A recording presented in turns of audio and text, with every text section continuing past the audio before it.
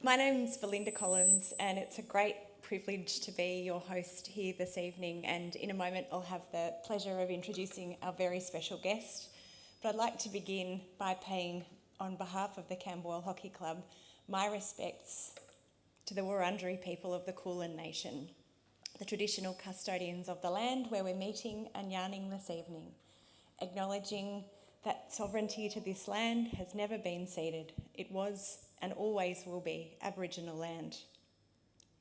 We welcome all our First Nations guests here tonight, including our very special guest, Aunty Jill Gallagher, AO. We're really proud to be able to be hosting the Indigenous round at the Camberwell Hockey Club this year, and it's great to be welcoming such a terrific group of people here this evening. I'd like to welcome our life members, Terry Ryan and David Wadsburn, who are the elders of the Camberwell Hockey Club, and it's great that you're able to join us this evening. Is that getting feedback through there? Yeah? We can throw the big black puff over it. The big black puff, or I can speak really loudly. Can you hear me okay? Yeah. It might affect the live stream though, mightn't it? Thank you. Is that better? Yep. Maybe if it gets too much, let me know. Don't think so, Jill? If it gets too much, let me know, but I think it will affect our live stream, so we'll try and deal with the microphone. I don't know many of you in the room tonight, but I'm the mum of Sam Collins, who's the under-16 goalie. We're not a hockey family, and so it's been really incredible to join this club just a few years ago and receive the welcome that's been given to our family. And for those of you who play here, I hope you realise what a special place this is in terms of the culture, its sense of integrity, its leadership, the way you embrace rounds, encouraging people from every walk of life to be part of this club, the way you wrap your arms around the community when there's times of trouble and you need each other is incredibly special. And we've been really blessed to be part of it and pay great respects to Simon and as the president of this club, and acknowledge you here tonight, Simon, and your incredible leadership, and thank you to the club. Some years ago, around about 20 years ago really, I had an opportunity to first start working with Aboriginal leaders, and I was a bit nervous. I was scared. I work in philanthropy, so raising money for medical research, and some of that is in support of Aboriginal health. I remember feeling really nervous that I was going to say or do the wrong thing. Like so many of us in the room tonight, I felt guilty about the way that we treat Aboriginals. I wonder what part my family in the past has played in the wrongs that have been done. You think about the shame and the way that we're treating our First People, and I just was so worried that I would muck it up. And the time that I was given the first task of working with an incredible Aboriginal leader at the University of Melbourne, I was pretty pregnant, and I was waddling along through the university, worried about saying and doing the wrong thing, when this incredible man, who is now a professor named Sean Ewan, came and said to me, "G'day, fatty." And I thought, right, this is a chance to start a relationship the right way. And I said to Sean, as we work together, I'm probably going to say and do some things that offend you. And I'm just telling you right now, you can't call a pregnant lady fat. So if we can go together, understanding that we have the right intent and just want to get to know each other and want to get to know how we can support each other, then that's a really good way to start. And over the next 20 years, I've had the enormous privilege, it's been the highlight of my not only working life, but one of the highlights of my life, to get to work alongside some incredible African as well, but Aboriginal leaders. I think we have this 60,000-year-old culture here in Australia, oldest continuing culture in the world. I developed the first technologies, incredibly sophisticated routes of trade, of sharing knowledge, of history, of caring for land and caring for the community. And I want to be part of a country that acknowledges and celebrates that, and where we all have an opportunity to learn more about this incredible culture, the most resilient, extraordinary culture on earth. So I was really pleased to have the opportunity on behalf of the club to put my hand up and get involved in working with Ruby, who might be here this evening, and the Corinne and Beth and the Diversity and Inclusion Committee to organise the night. But what impressed me most is that he didn't know me, and Simon was probably a little bit worried about what I might be doing, and I was thrilled that he jumped in and said, as a hockey club, Belinda, if we're doing this, we're doing it the right way. This is not about just wearing a top. It's about making sure we give our club, our community, the opportunity to connect with Indigenous cultures more, to learn more, to ask questions, to educate ourselves so that we can be the sort of club that lives our values and walks forward with Aboriginal community. And that was all I needed to be convinced to be involved. So thank you very much. Thank you to Simon and to the board. We've got an amazing program over the starting last week and this weekend that I hope you'll all get involved in. And has anyone worn the Indigenous tops yet? A few of you, they're hit and no, hang on, I've got one here.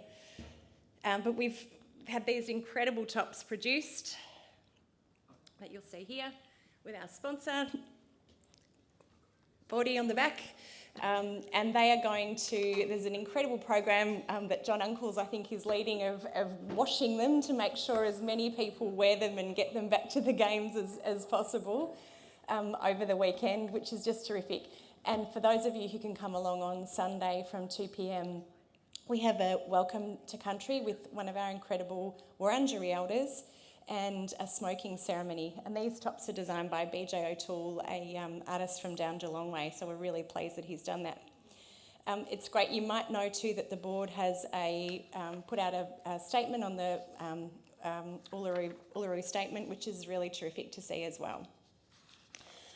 The reason you're all here tonight is certainly not to hear me talk, but rather to listen to our very special guest this evening. And I said to Jill yesterday that I've got a bit of a hero crush on her for all of the amazing work that you've done in your life. I think as a white fella in this country, I just live with enormous privilege that I might not recognise all the time. And I understand how hard you fight, how hard you work on behalf of your people every single day, and I think I just give you my deepest respects. So Jill Gallagher AO is a proud Gunditjmara woman from Western Victoria who's worked within, led and advocated for Aboriginal and Torres Strait Islander community of Victoria for all of her life. She's a highly respected leader who's dedicated her life to advocating for self-determination outcomes on behalf of the Aboriginal and Torres Strait Islander community. Jill's the CEO of VATCHO, which is the Victorian Aboriginal Community-Controlled Health Organisation, and she spent 26 years there advancing Aboriginal health and wellbeing. Jill's been recognised for her outstanding contribution to community when she was inducted to the Victorian Honour Roll of Women in 2009, awarded the Order of Australia in 2013, and inducted into the Victorian Aboriginal Honour Roll in 2015. Jill was also closely involved in leading the Victorian Journey to Treaty, serving as Victoria's Treaty Advancement Commissioner from 2017 to 2019. I also welcome and thank Jim O'Shea, also from VATCHO, who has helped to bring Jill here this evening. So welcome and thank you to you, Jim, and also to Michael, who's joined us from VATCHO. But now it's a great pleasure and a great privilege to introduce Aunty Jill Gallagher.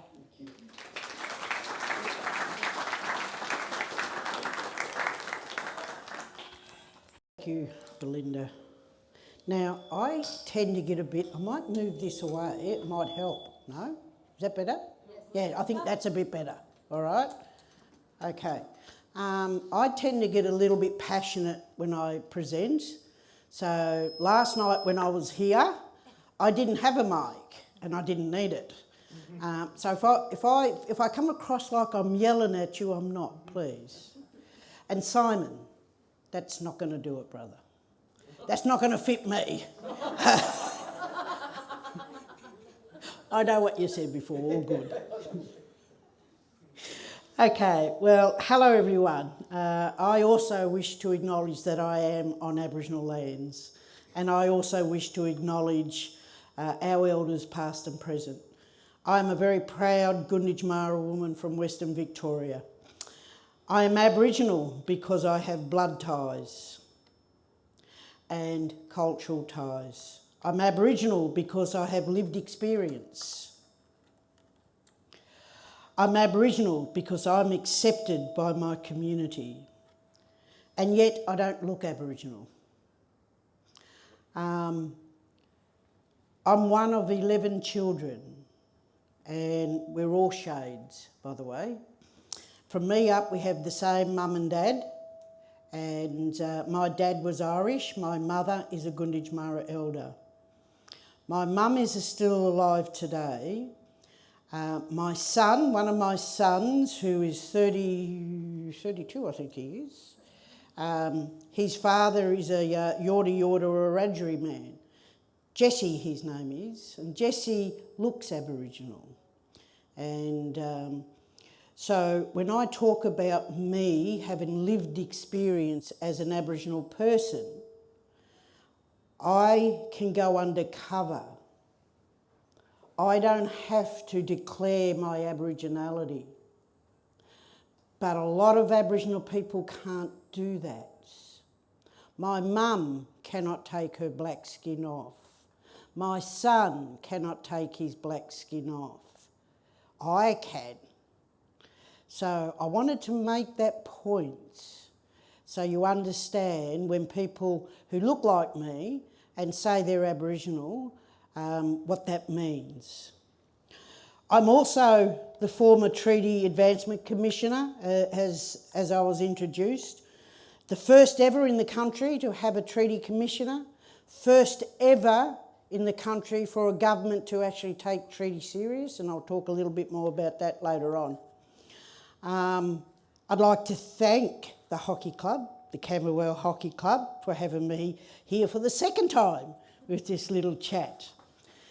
And I probably need to just, you're going to hear not some nice stuff from coming out of my mouth tonight. Please don't take it personal, because you are not responsible for the past. So just remember that. You will hear some not nice stories, real life stories, but you'll hear some history, some of our shared history. And I'll talk a little bit about Aboriginal history prior to colonisation. But please don't own it, because it's not yours to own. And I'll talk a little bit about that. I want to tell you a little bit about my people, the Gunditjmara people, which is Western Victoria. Places like Portland, Hayward, Warrnambool, coming down to the boundaries of Wathaurong country, which is Geelong. That's all my country, the Gunditjmara nations. And in my country, there's this amazing landscape, and it's called Budgebim, or Budgebim. You might hear two different, I call it Budgebim. And the Budgebim cultural landscape is located on Gunditjmara country, about 270 kilometres west of Melbourne. Budgebim means high head in Gunditjmara language, and it is a dormant volcano. There are two dormant volcanoes that I'm aware of in Victoria, Budgebim and also Tower Hill in Warrnambool, which is a dormant volcano. If you ever get to Warrnambool, go to Tower Hill, please. It's amazing. You can actually drive right down in the crater. Budgebim is home to one of the oldest aquaculture systems on the planet. Aquaculture is the farming and breeding of water creatures such as fish, eels, shellfish, and plants for food and other resources. So Budgebim, I think about 3 years ago, it was declared as a World Heritage Site. The first of its kind from an Aboriginal value point of view in this country. The eels and the fish traps supplied enough food to sustain the Gunditjmara people throughout all the different, we have 7 seasons in a traditional lifestyle. Budgebim cultural landscape was inscribed on the UNESCO's World Heritage List in August 2019, there we goes, for its outstanding universal values to the world.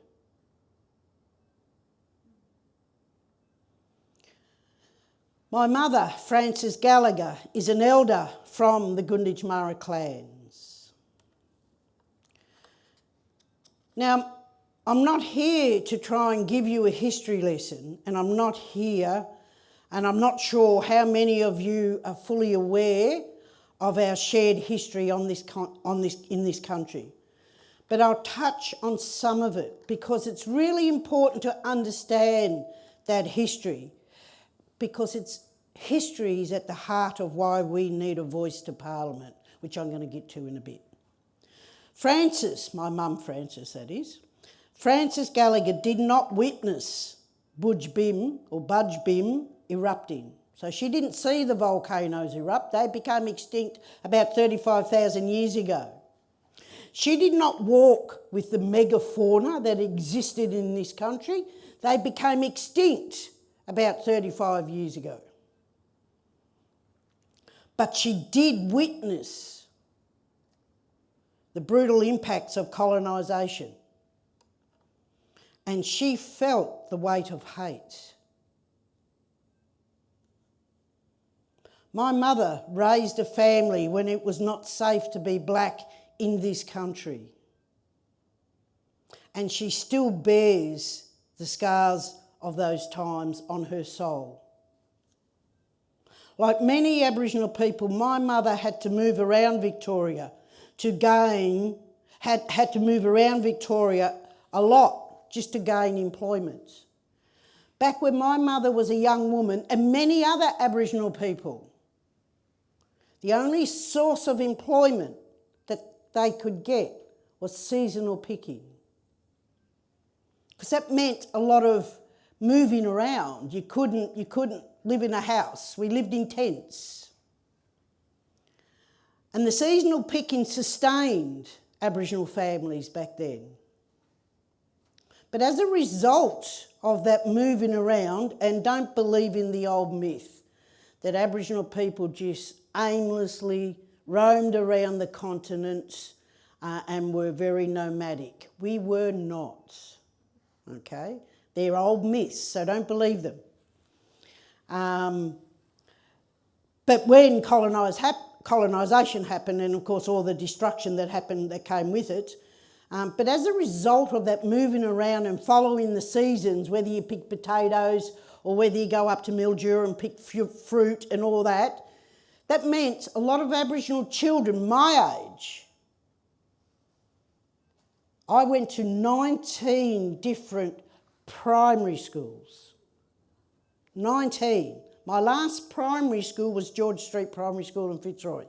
That's when we left Gunai-Kurnai country and we migrated to Fitzroy, and that's where we've been ever since. Well, not Fitzroy, can't afford to live there no more. It's very expensive. We eventually moved to Melbourne and settled into Collingwood. That's where a lot of Aboriginal families, Collingwood and Fitzroy, before it was a yuppie, you know, what do they call them? Tree-hugging hippies that love sipping lattes. I hope no one here fits that bill. I left school at 13. That's not you, Misha, is it? Oh, okay. I left school at 13 and started working in factories throughout Collingwood and Fitzroy. So I was forced to leave halfway through year 7. Everyone know what year 7 is? Oh, good. Year 7, and it was the Fitzroy Girls' School that I was in, and the teachers, the headmistress actually asked me to leave, so I obliged and left. But it wasn't legal for a 13-year-old back then, or even today, to actually get a job and work. So we had to get special permission from the authorities to allow me not to go to school, and which happened. So my formal education is very limited. But later on in life, I knew that there was something more than working in factories. And of course there was no seasonal picking available to that, went to all immigrants. So I decided to become a mature age student at La Trobe University. But prior to La Trobe University, I managed to sit the aptitude test for state governments twice. I became a public servant. But that was a good thing for me because I took every opportunity to learn more whilst I was in the governments. Every training program they offered, I took. But the archaeology at La Trobe University was a turning point for me. And that's where I wanted to go with my life, to look at how I can preserve and protect what Aboriginal physical evidence that we've got left. Being involved in my community and my culture steered me on the path to where I am today.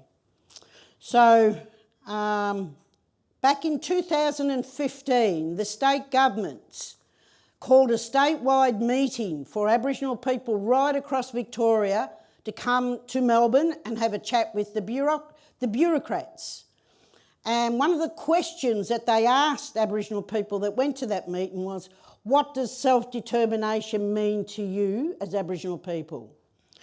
And so yet again, what we told the state government was we need to negotiate treaties.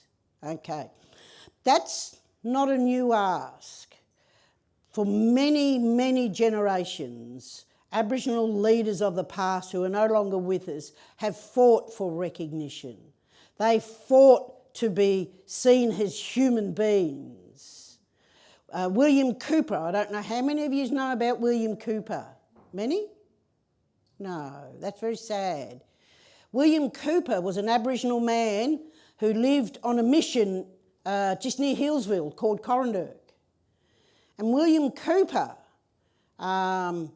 decided to petition the king. Back then it was a king, but now we've got another king, but decided to petition the king to allow Aboriginal people to have a voice, to have some standing. Now remember, this is well before 1967, right? Do we know what the significance of 1967 is? How many people in the room know what the significance of 1967? Not a lot. Only older mob, eh? Okay, and I'll come to what the significance of what that is in a minute. So we've had leaders in the past who have fought for recognition as Aboriginal people. We've had leaders in the past for many years asked to have treaties, asked to have some standing in our own country. And it wasn't until 1967 when the Australian public, there was a referendum called to see whether they would count blackfellas in the census. Prior to that, we weren't in any constitution, we weren't even counted as human beings. Aboriginal people were not counted in the census. We were not allowed to vote. My mother was born in 1926. And she was born into her country where she could not vote until 1967. But then yet again, she couldn't vote after 1967 referendum because she didn't have birth certificate. She didn't have a driver's licence. She didn't have any form of identification whatsoever. And you need that to vote. So it wasn't much later, many years later, that Aboriginal people started to vote. So that 67 referendum was overwhelming a yes vote. And that recognised us as human beings. So when we said to the government back in 2015, the state government, we want treaty, that's true self-determination for Aboriginal people of this country. What was new about that was we had a government that didn't just dismiss that. Remember when, what's his name? He was the Prime Minister of Australia, Bob Hawke. When Bob Hawke first became Prime Minister, He promised treaty. He got so much backlash from Parliament and a lot of Australians that he took treaty off the table and he gave us reconciliation. Now, a lot of non-Aboriginal people, now my word for non-Aboriginal people is gabbars. It's not derogative, it's just saying you're non-Aboriginal people, okay? So a lot of gabbars back then, it was an outcry when he put treaty on the table. So he then took it off the table and gave us reconciliation. And a lot of non-Aboriginal people thought that was a really good step to have reconciliation. A lot of Aboriginal people said, no, it's not. We've got nothing to reconcile. There were no crimes against humanity that were committed on white Australia. But there were crimes against humanity that were committed on black Australia. So we had a government that said, yes, let's explore that. But the first thing the state government had to do, they had to get legal advice to see whether they can enter into treaties, whether they have that much sovereignty. And the legal advice basically said, yes, you can. So from a government point of view, we still haven't got it yet, but we'll get there. From a government point of view, nothing was stopping them from doing that. Then we, as Aboriginal communities in Victoria, said, well, what do we do about that? Who do they consult with? Who do they negotiate with? They're not going to just negotiate with Jill Gallagher or Fred Bloggs or Aunty Wilma. In traditional Aboriginal society, we didn't have statewide mechanisms. We had clan-based governance, if that's what you want to put. We didn't have a statewide body that governed all clans.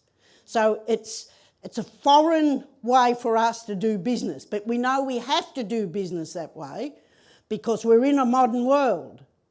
So the first thing that I had to do as a treaty commissioner was to set up a mechanism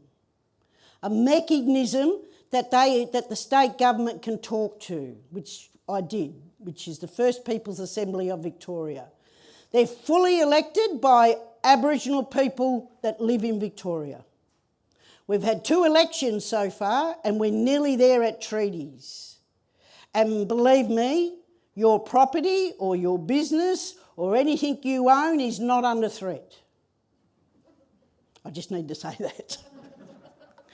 Because you get a lot. Remember when the native title legislation first came into this country? Do you remember the shock jocks out there in the media? You remember what they were saying? Watch out for your property and your land. It didn't happen. Anyways, so my role was to set up a mechanism, a voice, an elected voice here in Victoria. So Victoria is the only state in this country that's implemented the Uluru Statement. How many know about the Uluru Statement?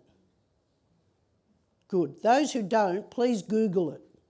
It's an amazing document. Okay. So the Uluru Statement is a document that was put together by over 2,000 Aboriginal people.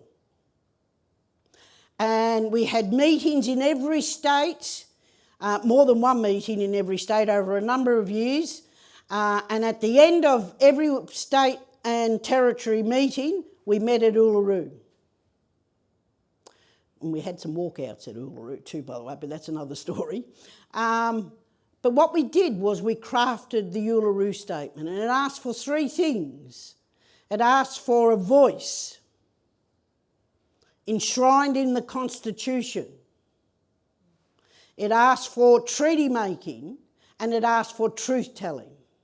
3 things. Here in Victoria, we've done that. We've actually set up a voice, which is the First Peoples Assembly. We've actually got the Uruk Truth Telling Commission already established, up and running. And we're going to hopefully get treaties. So we've implemented the Uluru Statement, and the world hasn't blown up or anything, has it? No. So the Uluru Statement was totally rejected by the then government. And I keep forgetting his name because he's so insignificant. That's him. And totally rejected it. What? Totally rejected the request of the Aboriginal and Torres Strait Islander people who crafted that Uluru Statement. And he basically lied. He basically lied to the public. He's a leader, our leader. Well, he was. And he lied to say what we were asking for was a third chamber in Parliament. That's not true. And so that started a big debate. And so I'm 100% behind having a voice to Parliament. And believe me, it's not just about Aboriginal people having a voice. It's not. Yes, if we're successful in this up-and-coming referendum, we will have a voice. It's going to be an advisory committee. It doesn't have the power of veto. There's a lot of scaremongering out there to say it's going to be divisive. Well, so was the Civil War in America divisive, wasn't it? When they freed the slaves over there, that was divisive. So we will be recognised in our constitution, in your constitution, as the first peoples of this country. And that's all it is. And we'll have a voice. Okay. And some people might ask, well, why do you want it enshrined in the Constitution, for crying out loud? How many of you remember ATSIC? ATSIC was our elected body that we held elections throughout Australia.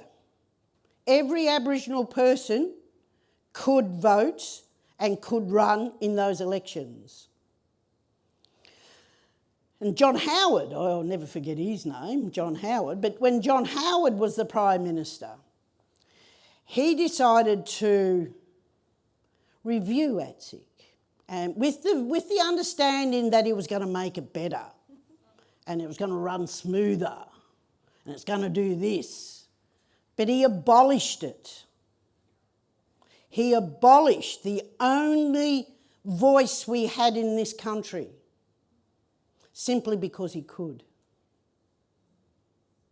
If we have a voice enshrined in the Constitution, it'd be pretty hard for any government to abolish it. You all understand how hard it is to get a referendum up in this country? I think the 67 referendum was the last successful referendum, and that was to recognise us as Aboriginal people, which is really good. Now, why? Why do we want a voice? And this is where some of the hard truths come in. It's well over 2 centuries since the brutal and rapid colonisation of our lands. It wasn't just a nice, passive little invasion. It was very brutal. There were massacres. There were disease, and these massacres are well documented. Men, women and children. Aboriginal people were rounded up and put on missions. We were dispossessed. We were told when we could go to sleep, when to wake up, whether we could leave the mission or not. You had to have a permit. And I don't know whether you've seen some of those permits, those historic permits. There was one permit that I saw that was issued to an Aboriginal man to let him come off a mission to go into town. And there was strict restrictions on that permit. He was not supposed to speak language. Yeah, could only go to certain places. Now, we just went through a world pandemic where some of our human rights were infringed on for the sake of health. You felt a little bit what it's like to be told when you can leave your home, or what you can do or what you can't do. We all felt that. For Aboriginal people back then, it's threefold that. There's a publication called Letters from Victorian Aboriginal Women. Now this publication, if you Google that, please Google it, it gives you, when you read some of those letters from Aboriginal women who were living on missions, some of them had to seek permission from the authorities, whether it was the Aborigines Protection Board or whether it was the mission manager. They had to seek permission to go and see their family. And they had to seek permission to get extra rations. And some of those letters started out, "Please, sir, I would like to go and see my children who currently reside at Lake Conda Mission. But for me to get there, I would need extra rations. Can you authorise that?" Denied. "Please, sir, we've saved up. My husband is in the First World War. He's currently over there fighting. We've saved up enough money to buy a block of land. Can we please purchase it?" Denied. Aboriginal people weren't allowed to own land.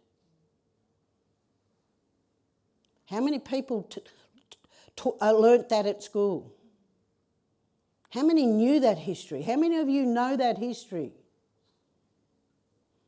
And it's not about making you feel shamed or guilty in any way, shape or form, please, because it is not your shame to carry.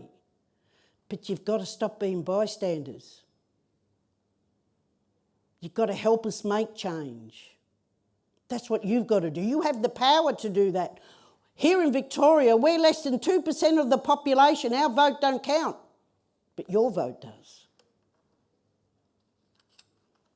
In our elections for the First Peoples Assembly of Victoria, only Aboriginal people can vote. So we elect our representatives. That's the democratic right and a democratic process.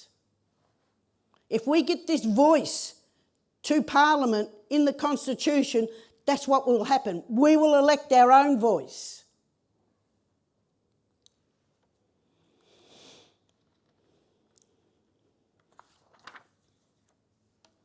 None of this history that I talk about can be denied. It's there in the records. Our communities continue to feel the impacts of the brutal invasion that our ancestors endured. 15 years since the Australian government first committed to closing the life expectancy gap.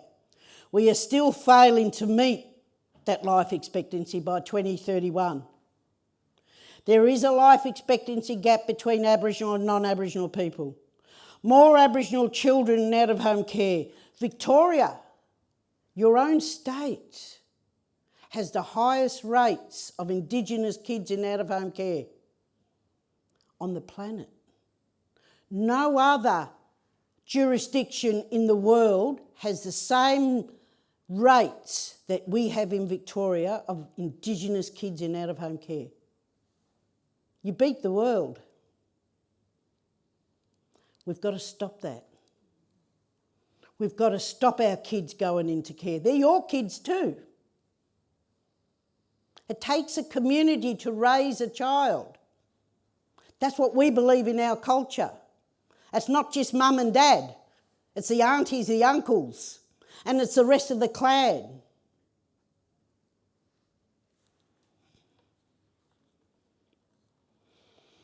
Suicide rates in the Victorian Aboriginal community have increased by 75% in the last 12 months. You know why? Lack of hope.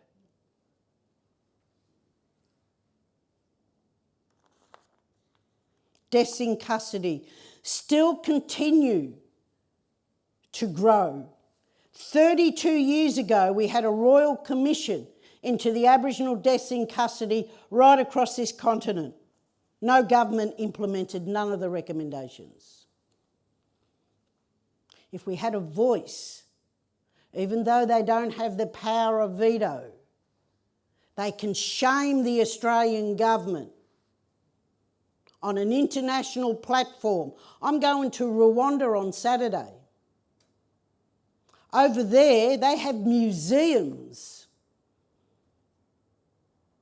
on the genocide that happened in that country. So when you went to school, you probably learnt about what happened in Rwanda. You probably learned about what happened to the Jewish communities. You learn all about that. But did you learn about the same things that happened here?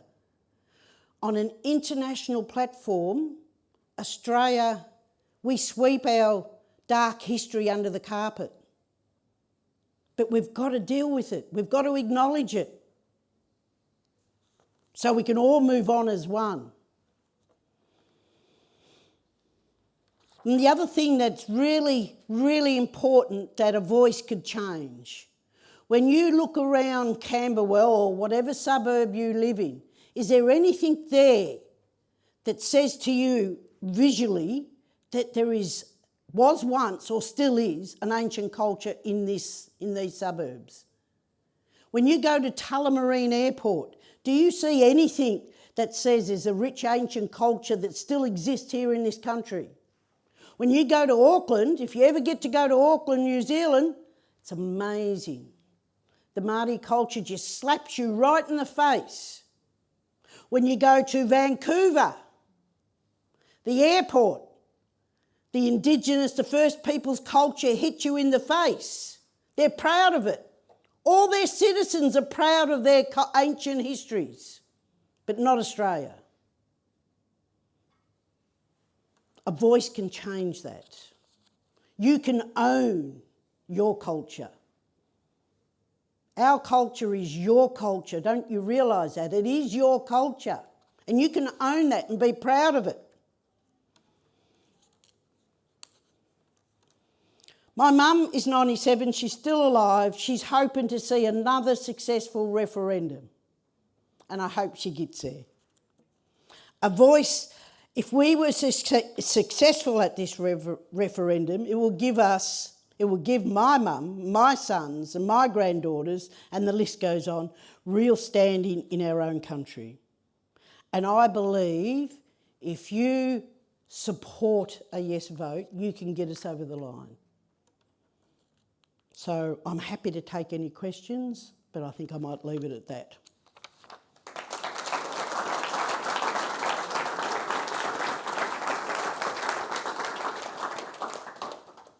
Thank you, Jill. It's incredibly moving and incredibly powerful. Questions for Jill? Simon? Jill, you said several times that it's not our shame and it's not our guilt to own. But we do have some responsibility. Of course you do. And what is that? The responsibility is to get change. Responsibility is not be bystanders no longer. Speak up. Vote. Educate yourself. Talk to your friends. Talk to your families. Talk to your communities. You can make this change happen.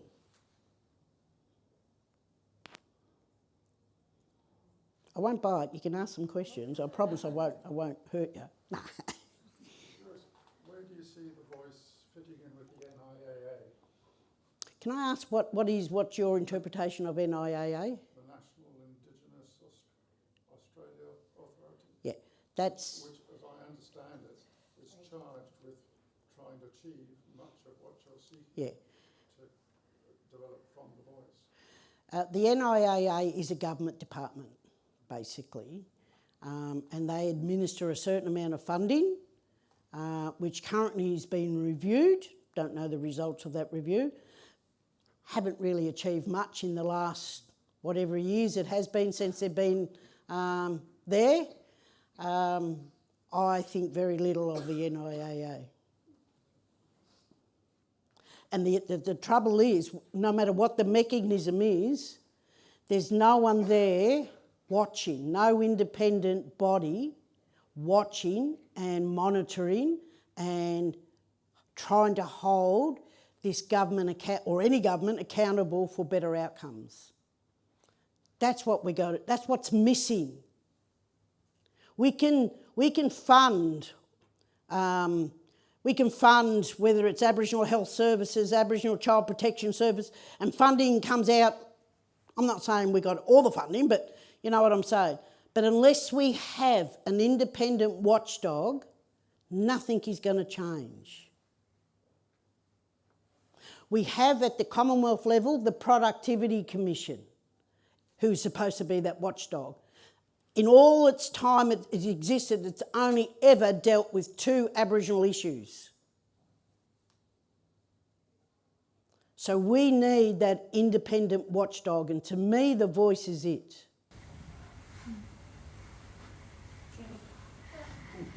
I am a first year graduate teacher, but I teach primary school. And something that we discuss, and obviously it's a big thing, trying to educate the younger part of our community about the Indigenous culture and obviously the history. As an Indigenous person, how do you think it is best to educate young children about the culture and the history without exposing them to The brutality of it. Yeah, because I feel like that's, and I've never had an opportunity to ask this question, but it's really interesting on how do you find that balance of we're bringing the younger children up so that they know what they're, what they're aiming for and where they need to show respect, but how do you do that without? By exposing them to Aboriginal culture. It's not about teaching the atrocities that happen in this country. You wouldn't teach primary school children about the atrocities that happened in this country. It traumatises us, let alone traumatising little kids.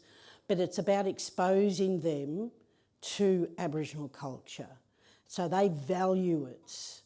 I have to admit that in Victoria, a lot of primary schools are taking on a lot of education around Aboriginal culture. It's not part of the curriculum, but they're doing it because they know it's the right thing to do. So they have flag raising, they have welcome to country, they acknowledge country, they have leaders, Aboriginal leaders come in and talk to children, in a nice way by the way, but it's exposing them, all kids to culture. It would be amazing if your children or your nieces or your nephews, wouldn't it be amazing if they can speak language? Can you imagine that? And that's where it happens, in the school. And that's how New Zealand, the Māori people, they had it down pat. They were losing their languages. They almost lost it. The elders lost it because they weren't allowed to speak it. Until they got treaty and started up language nests. And the only way they knew they can keep it going was educate all kids. And so you got Pakeha people in New Zealand, white fellas, speaking Māori. Why can't we do that here? We should all value the culture you've got in this country. And our children should be the first ones to feel that. Do we have one more question? Just to build on what you just said, like I was brought up in Wales and no one in Wales spoke Welsh. You go to Wales now and I was taught French when I was there, and now everyone in a large part of the country, Welsh is their first language. And what you're saying about these other countries, it's possibly because a lot of people have never been to other countries and they think we are not backward in regards to the response. So I suppose the question is, how do you get people to realise how further advanced other nations are in their recognition of their Indigenous cultures? How do you build on that? How do you make that visible? By having a voice. That's the only way I can see how you can do it. At the moment, we're powerless. We've got no influence or no say. Okay. I don't know how many people know about when apartheid was abolished in South Africa. when Nelson Mandela became president. His view was that we have white South Africans in our communities, and we cannot. His view was that he needs to embrace them, not do that. So his plan was to bring all South Africans in, and he got that respect. And he actually, apartheid, when it was first implemented in South Africa, the white South Africans came to Queensland, and they looked at the Queensland policies on how the Queensland government dealt with the Aboriginal blacks in Queensland. They took those policies, those same policies, back to South Africa and called it apartheid. So we've got a lot of work to do to change that around. When I say we, I mean all of us, not just me. We've got a lot of work to do to change that around, to make your ancient culture visible to the world. Joy, thank you so much for your talk. Really appreciate it. In England, they had a referendum a while back about leaving the European Union. And the young people voted no, because they saw the future. The old people voted, oh yeah, we've got to get out, because they were looking behind. I see the same situation in this country. How do we convince the old farts to vote yes? By all these young people in this room, they must have old farts in their family. Talk to them, convince them. Who was telling me the story just before? Was it you? That was an amazing story. You want to tell it? Yeah, sure. So my grandparents, with the gay marriage vote that we had, spoke to my grandchildren, their grandchildren, about the way they wanted them to vote. Right? They realised this was not going to be something that was their issue to deal with. It was their grandchildren's issue. Yeah. Therefore, they sought direction from them, and it was very simple. But it was really, that's kind of how it's got to go. You know, young people in the room have got to demand that their older relatives look to the future. Because this is your future, not mine. Yeah. It's your leadership. Yeah. We can only guide you. We are an archer. If you have children or grandchildren, we can guide you into the future. And that's that. Where you land is your choice. Because I can't go with you. That's a hard thing and a hard decision as a parent to let our children go. But it's another thing of letting your children lead. Exactly right. And you will be leading this country. Any final questions for Jill? It's probably a nice note to wrap up, but you'll be around to have a yarn with us, I'm sure, in private.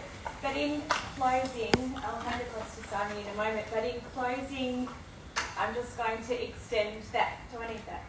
No, I'll speak loudly. In closing, I'm going to extend the challenge that Jill has laid down to us tonight and Simon has extended. And I'm going to just close by, if you'll indulge me, with a personal reflection. Some years ago, 2002, I worked with World Vision, and they gave me the task of helping Australia understand the enormity of the AIDS pandemic. At that time, there were 40 million people in the world who were HIV positive, and not many of them were in Australia. We didn't know them. But I found a girl who came out to Australia who was HIV positive, and her name was Princess Zulu.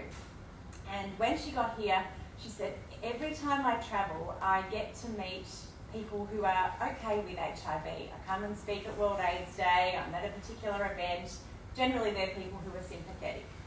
I need to go somewhere where people are going to be biased against me. I need to meet people who are likely to discriminate against me, because they're the people we need to change.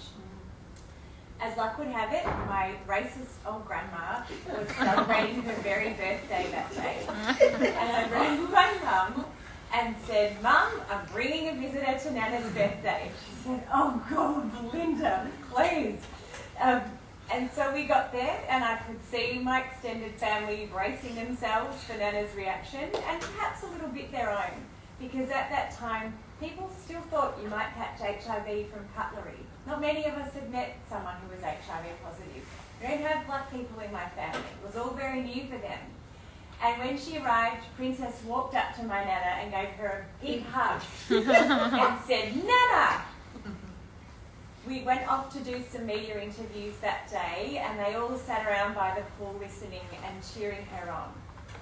And they were changed because of meeting one person and one person's reactions. It's easy to be scared of something we don't know about. It's easy to be discriminating against a person we haven't met. My Nana died last year at 107, but they remained great friends all the way through. And it was just one of my proudest things ever that my grandma all of a sudden made friends with a black HIV positive. And so that's the challenge that I'm issuing all of you tonight. We cannot stay silent. This is me speaking as a person, not enforcing a club view on you, and not enforcing anything on anyone. But history doesn't change when good people stay silent. If we all go back to me 20 years ago when I started working with Aboriginal people, and we don't say anything because we're scared of saying or doing the wrong thing, we're scared of getting it a bit wrong, we're scared of offending someone, nothing's going to change.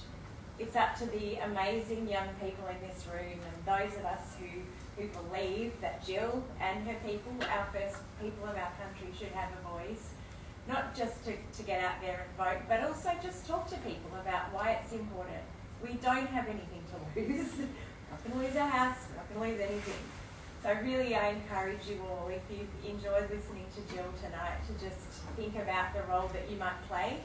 Think about who's in your sphere of influence. If you talk to one person and that one person talks to another person, then we can get this done. The numbers are close, and it's going to rely on good people stepping up and getting this across the line. I would like to introduce Simon, but also thank Simon for generously allowing me to MC this evening. We didn't know each other, and it's putting a lot of faith in me, and I'm really grateful to you. And I'm sure that we would all like to give a huge round of applause to Jill this evening.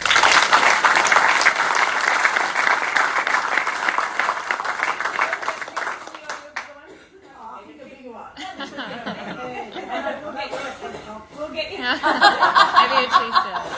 We'll get you another one. Oh, am I supposed to say Simon, hand across to you. Yeah, just some very brief comments, because I know that we've had an incredibly powerful conversation this evening. The Camberwell Hockey Club, of course, and many of you sitting here right now have been striving to be as good on that field out there as you possibly can. And we've got more people out there continuing to strive right now to be as good as they can on the field. As a club, as a community, of course, we are striving to be as good off the field as we are on it. And that means having a social agenda, and you would have noticed in the last couple of years that our social agenda is growing and is becoming louder. And that is our women's and girls rounds, where we talk about how important it is for women to have just the same opportunity as it is males in this society. And we strive to do that here, and I don't have to walk much further than this room to point out dozens of incredibly strong women that we are blessed with at this club. We then, of course, embrace Pride Round, and I'm very proud to say Tom led our education on that and provided us with a powerful conversation and challenged us on the merits of what that is all about. And tonight, with NAIDOC Week and the uniforms, we have, of course, invited Jill along to challenge us and to lead us in a powerful conversation about the importance of inclusion of our First Nations people, right? And that is the way that our social agenda is working, because it then provides you with the information to make your own decisions and chart your own path and influence those people around you and have an opinion on these things, because you can't be passive. You can't sit on the fence when it comes to women and girls. You can't sit on the fence when it comes to pride, and you cannot sit on the fence when it comes to First Nations people. So therefore, having education around it, having a discussion about it is very important, and as a community, as a hockey club, that's what we aim to deliver. So thank you very much for turning up this evening. These flowers are actually for Belinda because she has done an incredible job over 2 nights, and so I thank you very much, Belinda. It's been a pleasure meeting you. And thank you.